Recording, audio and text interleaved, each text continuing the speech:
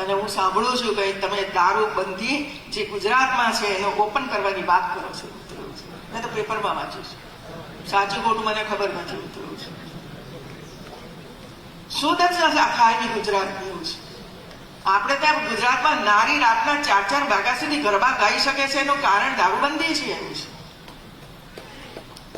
જયારે ઉત્તર પ્રદેશમાં આજે પણ કેટલીક જગ્યાએ બહેનો બહાર નથી નીકળી શકતી એ સ્થિતિ છે. મિત્રો આપણે બહુ વિચાર કરીને બધું કરવું પડી રહ્યું છે. શું પરિણામો આવશે ભવિષ્યમાં.